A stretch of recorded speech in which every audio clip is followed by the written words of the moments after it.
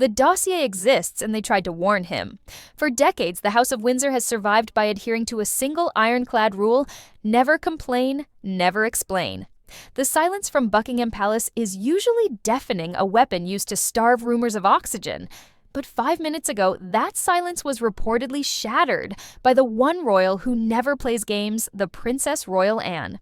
Following the explosive leak of the so-called Saudi yacht photos that have set the internet on fire this week, sources deep within the palace corridors report that Princess Anne has finally spoken to the inner circle. Her message was not one of comfort. It was short, brutal, and absolutely devastating.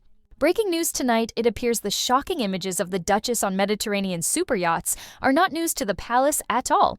Insiders claim that Princess Anne has confirmed the existence of a highly classified security vetting report from 2016, a document compiled by British intelligence that flagged the exact same strategic social placements and Gulf connections that the world is seeing for the first time today. For years, Prince Harry accused his family of paranoia. He claimed they were blocking his happiness out of bias or jealousy, but today reports suggest he is sitting in his Montecito home paralyzed by a terrifying realization. Princess Anne wasn't being cruel when she warned him years ago. She was being accurate. Welcome back. Today we are cracking open the Anne files. We are going to uncover why the palace reportedly refused to lower their guard, what was really written in the MI6 report regarding Meghan's alleged handler, and why the impossible math of her finances was solved by the palace years before the wedding. Do not click away, because while the warning was ignored, the consequences have finally arrived. To understand the panic allegedly gripping the Sussex household tonight, we have to travel back to the eye of the storm, autumn 2016. When Prince Harry began dating Meghan, Markle's standard royal protocol dictated a level 3 vetting by palace security officers. Usually, this is a mundane formality. They check for outstanding debts, criminal records, or embarrassing ex-boyfriends who might sell a story to the tabloids. Harry expected a rubber stamp. He expected the palace to simply check the boxes and welcome his new love. But with Meghan, sources suggest the vetting process triggered red alarms deep within the intelligence community almost immediately. According to palace insiders, the intelligence gathered didn't just show a charming Hollywood actress, it allegedly revealed a glaring contradiction that no amount of PR could explain away. Princess Anne, known for her no-nonsense approach and deep ties to the security establishment, was reportedly the first to read the file. She didn't look at the photos with the eyes of a fashion critic. She looked at them with the eyes of a tactician, and what she saw was a timeline that simply didn't add up. The dossier highlighted a critical, unexplained period between 2008 and 2012. During these years, Meghan Markle publicly described herself as a struggling actress, barely surviving the grind of Hollywood. Her documented income came from minor acting roles, brief television appearances, and holding a briefcase on a game show. By all accounts, she was working class hustling for auditions and worrying about rent. Yet the surveillance data and travel logs in the dossier told a completely different story, a story of extreme opulence. The report allegedly placed this struggling actress on yachts worth tens of millions of dollars, attending gatherings that cost more per night than most people earn in a decade. This is where the palace security officers stopped looking at her as a celebrity and started looking at her as a risk. In the world of British intelligence, unexplained wealth, or unexplained access, is the single biggest indicator of a security compromise. If you have no money, but you are vacationing like a billionaire, the question isn't, how lucky are you? The question is, who owns you? Princess Anne looked at this impossible math and asked the question Harry refused to ask. Who paid? The dossier suggested that someone had covered the travel, someone had covered the access, and someone had facilitated her presence. This wasn't just about a lavish lifestyle, it was about leverage. The palace feared compromising material held by foreign entities. They feared that the woman walking down the aisle was walking in with an invisible debt owed to foreign oligarchs. Anne warned Harry that people don't keep you around in these elite circles unless you are useful. But Harry, blinded by love, saw only a victim. He didn't see the trap. Let's dig deeper into the financial forensics that allegedly triggered the MI6 red flags in that 2016 dossier. We have to look at the overhead costs of the lifestyle depicted in these leaked photos. The flights, the couture wardrobe, the entry fees to these exclusive circles, cable television roles do not fund Monaco summers. Struggling actresses do not casually float through elite international power spaces without significant financial backing. Princess Anne looked at the ledger and the math simply did not work. The dossier likely concluded that this wasn't just a case of a girl getting lucky with a few party invites. This wasn't a one-off moment. The photos span years. This implies that what Meghan received wasn't just help, it was support. It wasn't just an opportunity, it was an investment. And when you see this level of investment from Saudi-connected elites and Gulf power brokers, you have to ask what the return was supposed to be. Princess Anne's warning was chillingly precise. She hasn't just been dating Harry, she has been kept. Power never gives without expecting something back. The theory suggests she wasn't paying her way with money. She was paying with her presence, her discretion, and her strategic social placement. To Harry, she was a self-made woman. But to the palace, she was a woman walking into the royal family with a massive invisible debt. And as we are about to see, the man who brokered that debt was waiting in the shadows ready to collect. If the yachts were the stage, then Marcus Anderson was the director. For years, the mainstream media has painted Marcus merely as Meghan's best friend or a harmless consultant for the Soho House empire. But in the classified files of the palace vetting report, he is viewed very differently. Princess Anne allegedly identified him not as a companion, but as a handler. To understand why, we must look at the pivotal year of 2015, the year before Meghan met Harry. While the world thought she was merely filming Suits intelligence reports, suggest she was attending the graduation ceremony of her social climbing career, the grand opening of Soho House Istanbul. This event is the missing link that connects the Saudi-connected elites mentioned in the leaked yacht dossier to the future Duchess of Sussex. Istanbul sits at the crossroads of East and West, and for Meghan, it was the bridge between Hollywood obscurity and global power. It was here, amidst the hammams and rooftop parties overlooking the Bosphorus, that the strategic social placement reached its peak. Sources whisper that this wasn't just a party, it was a marketplace. Marcus Anderson, the global membership director of Soho House, allegedly curated the guest list to ensure talent mixed with capital. The dossier likely flagged that Meghan was introduced here to a specific network of Middle Eastern financiers and Gulf power brokers. These are the environments where people are introduced for a reason. You are brought in because someone believes you can serve a function socially, relationally, or strategically. This recontextualizes everything about her relationship with Prince Harry. We were told they met on a blind date in London orchestrated by a mutual friend. That friend was Marcus Anderson. But if we accept the premise of the Saudi dossier, this wasn't a romantic setup. It was a business transaction. Marcus didn't just introduce two single people, he allegedly executed a placement. Harry likely realizes now that the skills Meghan used to charm him, her intense listening, her discretion, her ability to make him feel like the only man in the room, were not natural quirks of her personality. They were skills quietly evaluated and perfected during those yacht nights. She didn't look like an outsider when she entered his world because she wasn't one. She looked like someone who understands the hierarchy because she had been serving it for years. Princess Anne reportedly tried to warn Harry that this was a trap. She saw that Marcus Anderson was the bridge between the paid yacht nights and the royal family. She warned him that bringing someone with these deep transactional ties into the monarchy was a ticking time bomb.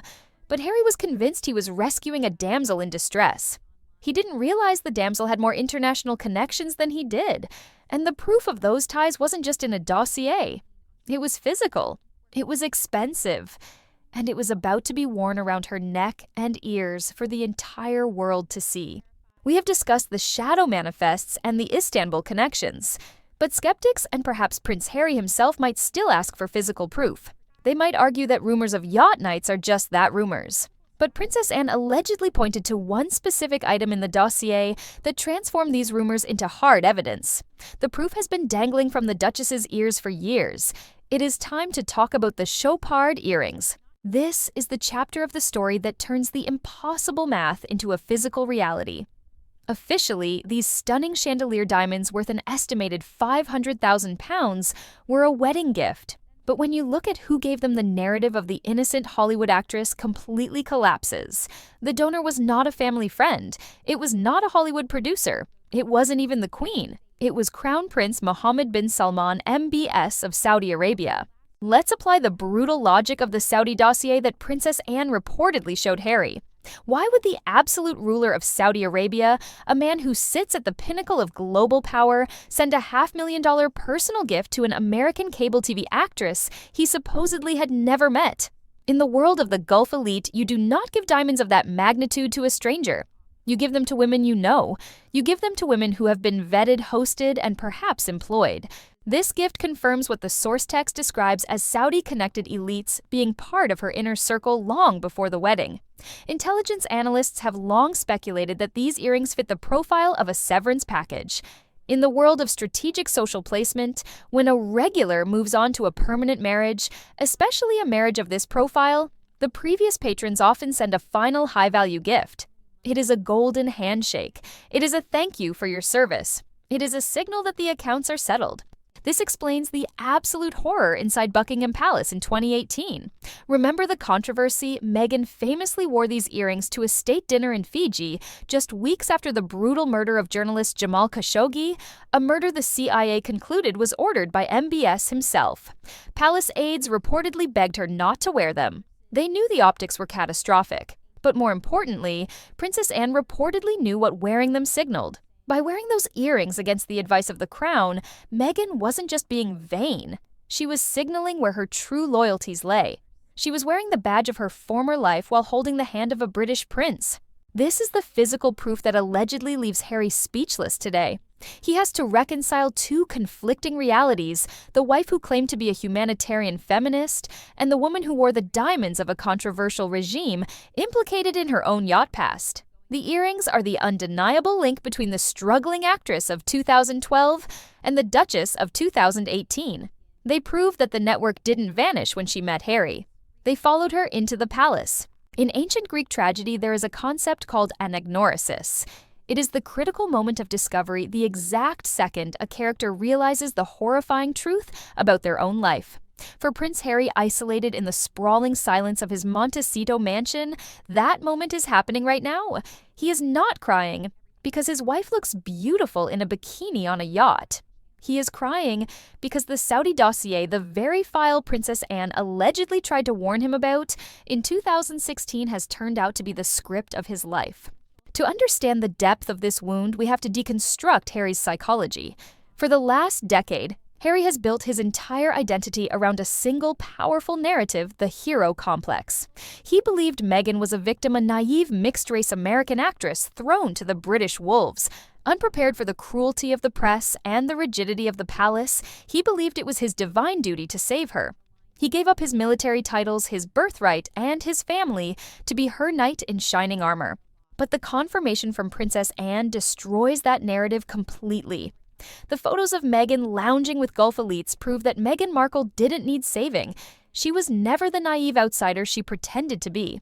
While Harry was worrying about her learning to curtsy, the evidence suggests she had spent years navigating social hierarchies far more dangerous and complex than Buckingham Palace.